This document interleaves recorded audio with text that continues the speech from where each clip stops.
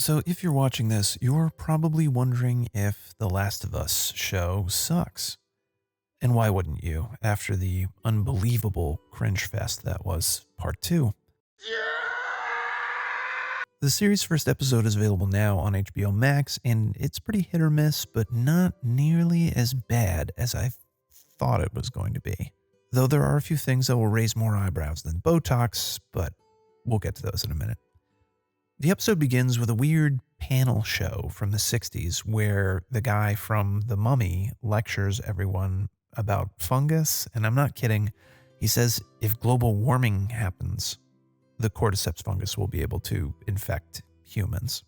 We're off to a bad start here because not only do they shove the message into the show's first few minutes, but this is just a ham-fisted way to introduce the cordyceps, and it comes across as too direct. And wow, what a coincidence. Guy from The Mummy, his prediction ends up being 100% correct. The rest of the first episode plays out pretty much like the game, but shifts all the focus away from Joel and onto Sarah for some reason. This is a weird choice because, well, you probably know this already, but Sarah dies in the first episode, just like in the game. All this character development goes to waste, and it doesn't really make her death any more or less tragic. And we could have spent the time instead on Joel, who's supposed to be the main character. But unfortunately, in our culture and modern entertainment, the men are presented as dumb, clueless, greedy, evil, and violent. And The Last of Us show is unfortunately no exception.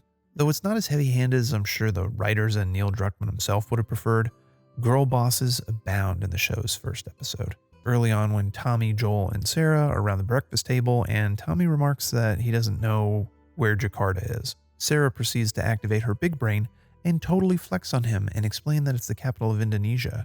Yeah, come on, Tommy, you moron. Everybody knows that. Psh. Oh, and she also points that Joel's shirt is inside out. This is a worrying trend we see in TV and movies where men are basically just idiots who need more female and diverse characters to tell them what to do. It's especially egregious here because her intelligence has absolutely nothing to do with the plot or her very limited character arc. This isn't of any utility to the story, unless they're planning on doing a ton of flashbacks, and I just really don't understand the point of that. My read on this is it's just the writers adding in the girl boss stuff wherever they can. Despite these flaws, the show's first half hour soars when it copies the game. The escape sequence from the infected will raise the hair on your arms and is a testament to just how damn good that first game is. There's also a great moment I won't spoil, but it involves a wheelchair and an old woman. So Sarah gets killed like in the game, and then fast forward 20 years to Boston. Joel is now old and gray, and they really did a number on him with the makeup. He's got more liver spots and wrinkles than my dad's back. But him and I guess she's his girlfriend now, Tess, are a duo of plucky smugglers sneaking contraband in and out of the quarantine zone.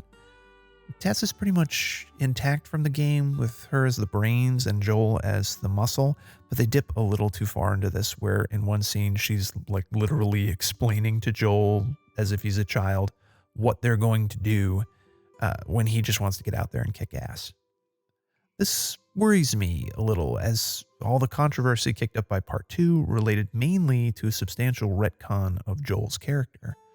Druckmann made the argument that Joel was an inherently violent person, and his lack of control is one of the justifiable reasons he's murdered in the second game. The problem is, if you played the first game and weren't half asleep, you'd know Joel only ever killed in self-defense and did so while taking absolutely no pleasure in it. He's a cunning, experienced, and skilled survivor, and rightly one of the greatest video game characters of all time.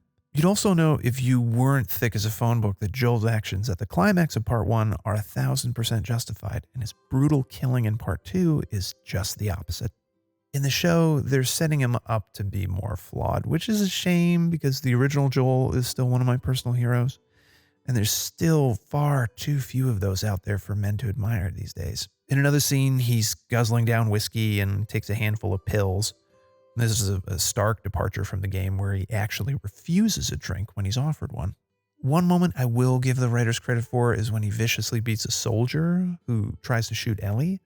This recalls Sarah's death, and while I didn't think it needed a literal flashback, but they did it anyway, It's a good moment, and if anything, it shows that his rage is justifiable. And so the trio head off into the ruins of Boston and towards the next episode. We'll have to see how things go, but I'm encouraged by the first episode despite some of its flaws. They knew not to browbeat people like they did with Part 2's banal left-wing politics and stuck to what made the first game an instant classic. There's some of the typical race swapping you'll find in TV these days, but that's not really an issue in my mind so long as the performances are good. I will note, though, it's strange that this doesn't apply to diverse characters from the game, as the actress playing Marlene looks almost exactly like she does in the game. Now, I'm not saying they should have replaced her with a 9-foot-tall Swedish woman or something. It's just strange that they can apply this when it comes to Sarah, Tommy, or Joel, but not Marlene.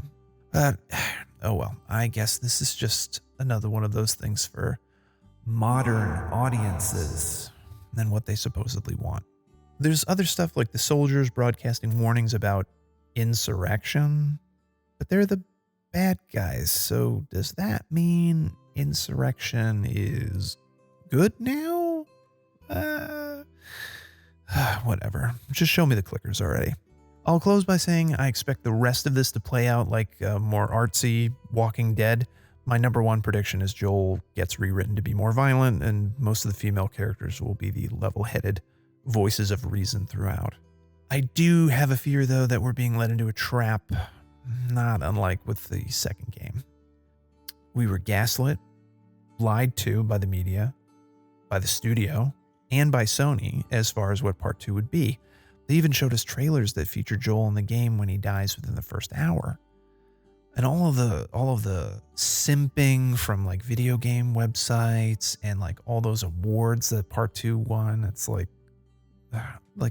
if I presented Part 2 like in a writing workshop, I would get thrown out of that workshop. The writing is so bad. So I really, really don't understand all the Part 2 stuff, but I have a super long video on Part 2, several actually.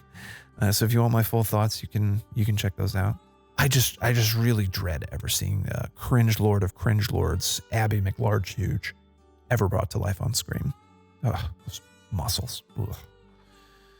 Part 2 needs to stay in the cultural landfill where it belongs.